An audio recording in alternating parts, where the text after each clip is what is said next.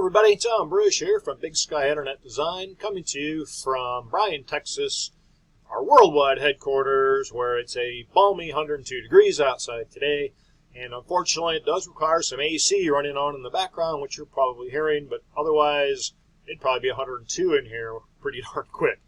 Today we're going to be talking about email phishing scams, and the reason I'm bringing this up today is a customer of ours sent a few emails to me that obviously were not from them, asking me to click on a link for a PDF, or maybe it was a zip file, I don't remember which now. But anyway, it was obviously not a legit thing. Contacted them, sure enough, their AOL email address had been hacked. Password and account had been hacked. And so then hackers ended up sending emails through her account. And so this is a really good example of phishing. And so what happens is these hackers send you an email that looks extremely legitimate, coming from all sorts of very well-known companies, possibly companies that you have done business with or do business with, such as Amazon, Netflix, Facebook, maybe your bank, IRS, could be anything like that. And within that email is going to be a link that is going to have you ask for you to click on to verify something, maybe reset your account. You click on that link and it takes you to a website that looks extremely realistic, and then you end up putting in, confirming your account information, including email address or login and password, and then the hackers have that information. So if you're a hacker, what is the actual process? I kind of just went over it, but basically the hacker sends a phishing email, and these go out to probably millions and millions of people. And just based by sheer number, people are going to click on the links in these emails and perform whatever task the hacker has it set up to be, whether it's to review your login information. Maybe it's going to say somebody logged in with your account, go here to secure it. It could be all sorts of things like that. And that link's going to take you to a web page that looks extremely realistic and tricks many, many people into giving their personal information. Then the hacker gets that information and uses your login credentials to typically send out more emails to keep this process going. And they get your user information, and then they can do all sorts of things because, bottom line is most people use the same password or similar versions of the same password on many, many websites. So if this has happened to you, don't feel real bad. Many, many people have been tricked about it. So what can you do about it? And I'm going to show a few examples of these emails at the end of the video. First off, of course, be sure you have up-to-date antivirus and malware protection on your computer and also on your phone, because a lot of people are checking emails on your phone. Next, what I call is use your spidey sense, Spider-Man. If it even looks just a little bit suspicious, trust your gut. It mostly is bogus. And here are some good examples of things you can be on the lookout for. An email that says your account is locked. This could be any common company, like Netflix, maybe a bank, Amazon, and what they're going to want you to do is go in there and unlock it. And to do that, they're going to send you to a website that looks just like that company's website to enter in your username and password.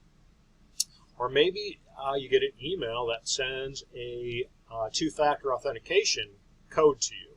Two-factor authentication is pretty popular now for security, where you log into a website, it sends a code to your phone, you have to enter the code.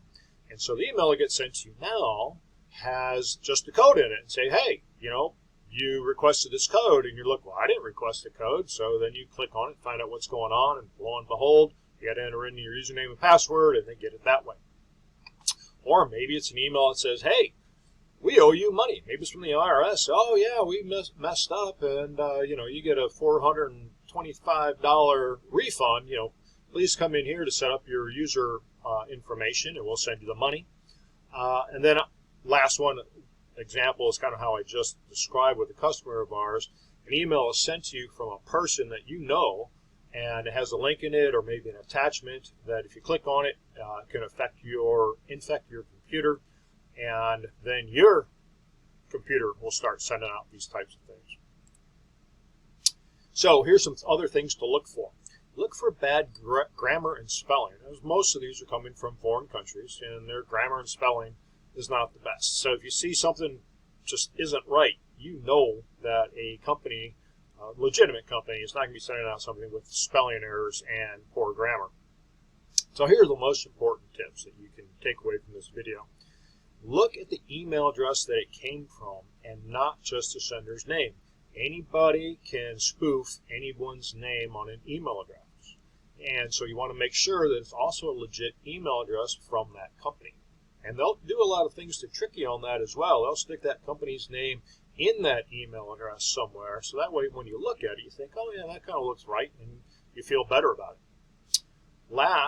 Next is don't click on the links. If you have any doubt, hover over that link, and then down in the bottom you'll be able to see where that link goes.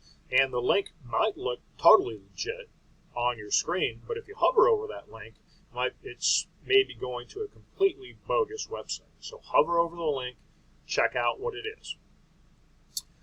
If the email from someone you know, and they send an attachment to open or a link to click on, and you're looking at this and saying, well, this doesn't really make sense. Why would this person be sending me something? Well, first off, don't click on anything. Email them back and say, hey, is this legit or not? And chances are it's not, and they've been hacked. And last, be very wary of any email that attempts to trigger urgency. You got to hurry up and do this. Your account's going to be locked, or your account is locked.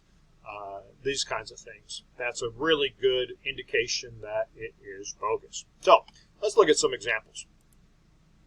So here's an interesting one. This is the one that I kind of mentioned, where it's like, hey, we noticed a login from a device that we don't recognize. Can you click here and verify your login information? And then if you look at this, you can see support is the sender, and then it's some bogus email address up here. Same thing with reply to.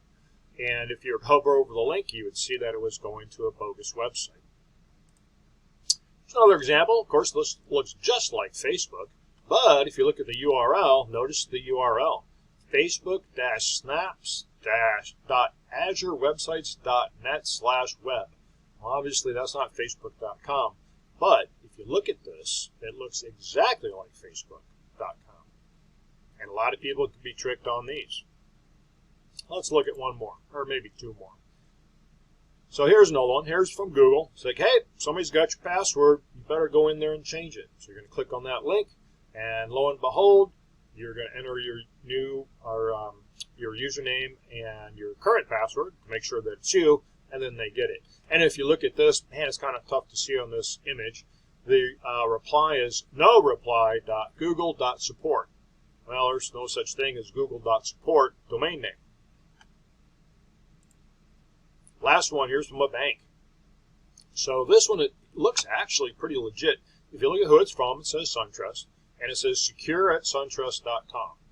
And that may or may not be an actual real address. It could be. And they're talking about your account being suspended. And, of course, they're going to send these emails out to millions of people. And so chances are some of these may have a SunTrust account. But now we start looking at this a little bit closely. As part of our security with the extra space measures, we regularly screen activity in the SunTrust, notice lowercase, online banking system. We recently contacted you after noticing on your online account which has been accessed unusually. Horrible grammar. Obviously not a person with good English wrote this. So this would be one, and if you clicked on this link, even though it says suntrust.com, you look down here, it's actually a shortened Bitly account, which is very common to use as well. So that's another good one that can very easily fool you if you're not careful. So a lot of things to be looked out for. And my best advice is always be better safe than sorry. Use your common sense, otherwise known as what I like to call your spidey sense. If there's even the slightest doubt in your mind, trust your gut and verify everything's good. Don't click on anything. And if you want to, you can send it on to us. We'd be happy to take a look at it. All of our customers are encouraged to send these kind of bogus emails to me, and I'd be more than happy to review them. Thank you very much. Talk to you soon.